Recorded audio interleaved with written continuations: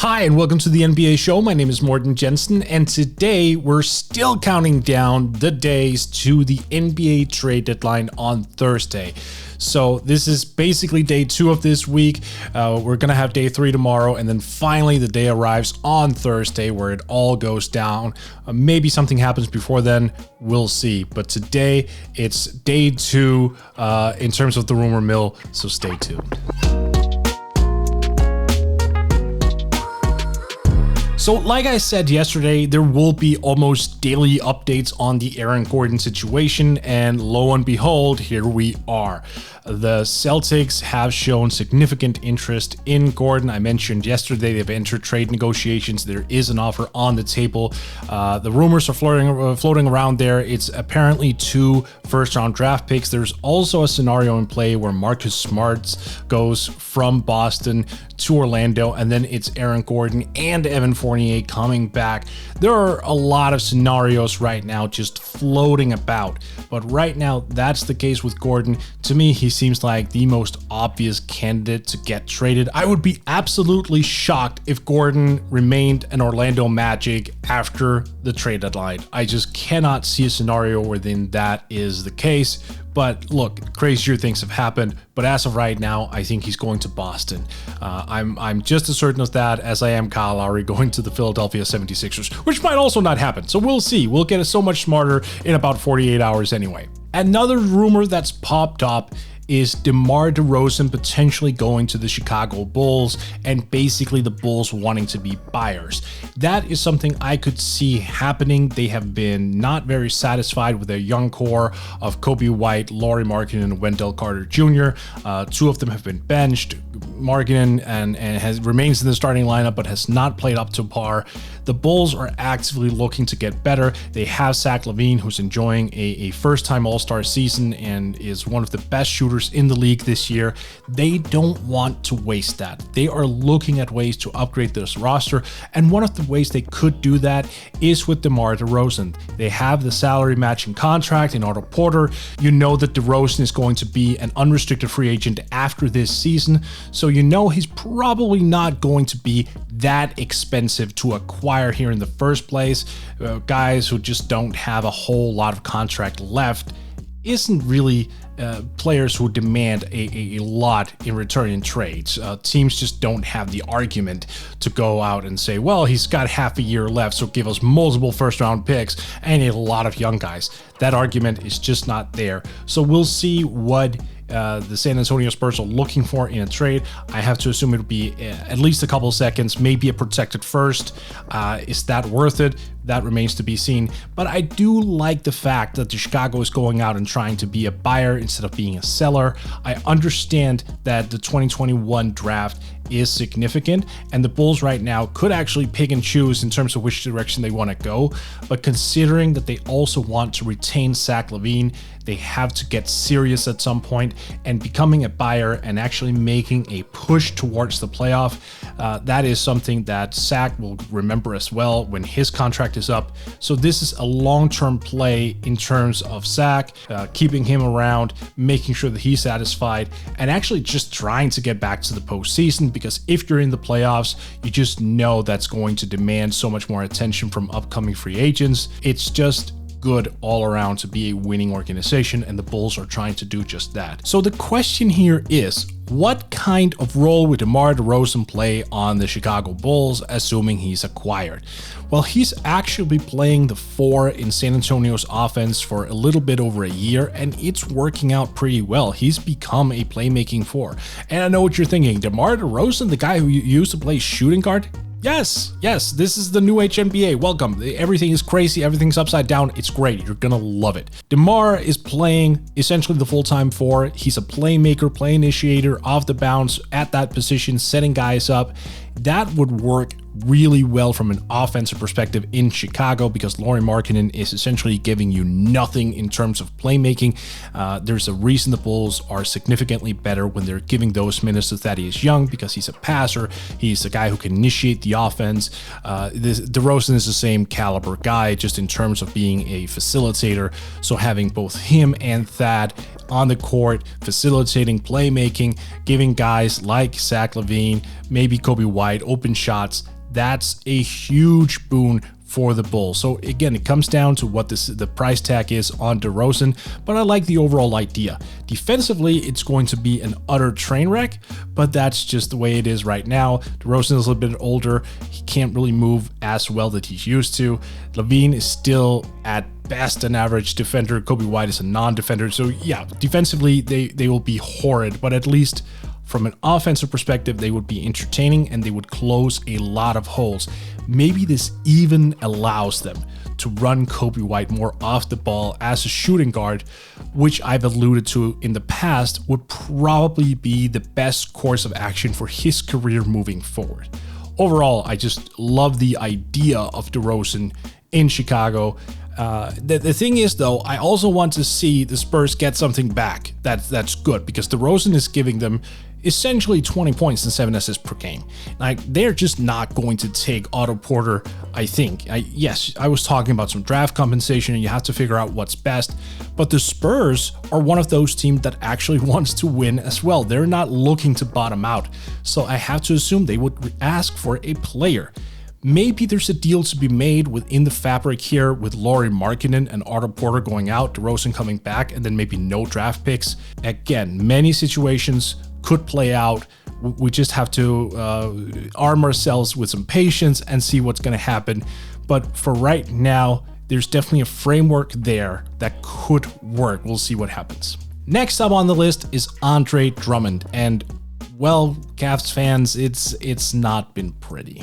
It just hasn't. The Cavs have not found a lot of suitors, if any, honestly. He just makes so much damn money. It's difficult to find a trade where the trading team actually feels they're getting enough bang for the buck and taking him on. Most large contracts aren't really that bad, so teams who have those contracts at hand are less inclined to give that over. Actually, instead of trading for Drummond, teams are just monitoring his situation as a buyout candidate. And of course, to no one's surprise, the Los Angeles Lakers are reportedly the favorites to land Drummond if he accepts a buyout and becomes an unrestricted free agent, which he would, because he would clear waivers. No one would take on that contract. So that's actually in the cards. The only way to not allow LA to pick up a guy for free of Drummond's caliber is essentially to trade for him. I don't know if teams are that desperate, but that could be a ploy. That could be an interesting subplot to look at going forward. But as of right now, the trade market specifically for Andre Drummond appears to be pretty dead. It's an interesting situation when you look at his production. I did a video on him earlier. He's a guy who can give you 17 points, 14 rebounds. Usually those guys have a lot of value, but he's just attached to so much money. The deal is expiring.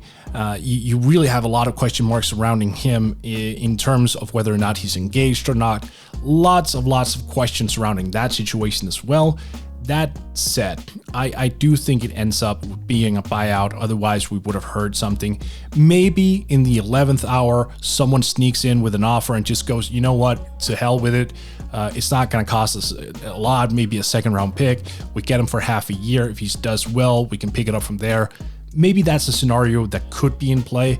Like, hell, he would fit in terms of a contract swap for LaMarcus Aldridge. But like I alluded to in the Aldridge video a couple weeks back, the Spurs are working with Aldridge to find a new destination, and I don't think Cleveland is atop that list. So in terms of suitors, in terms of fit, in terms of contracts, it's really a big puzzle that has to be solved before anything kind of happens there. But Drummond, as of right now, appears to be more a buyout candidate than a trade candidate, which is really interesting and not something I would have anticipated saying just 2 years ago. But here we are. The NBA, it moves fast, folks. So it's time to go back to the Bulls a little bit and mention Otto Porter's name. I brought him up in terms of the contract of DeMar DeRozan as a potential trade chip.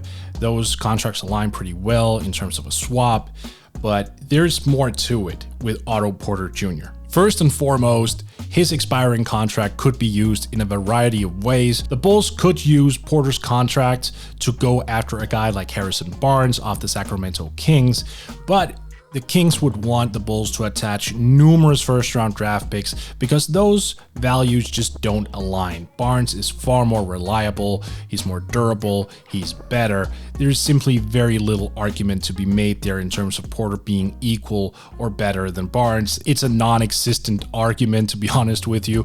Barnes is so much better, it's not even worth discussing. So we're looking at a situation here where the two parts probably are not going to find common ground. I don't see the Bulls forking over a ton of draft capital for Barnes, even though he is a really good fit there on a theoretical scale. It just does not make a whole lot of sense. That said, Porter can be used in terms of being a trade chip. We're talking about a guy with $28.7 million on his contract for this season, outgoing, expiring.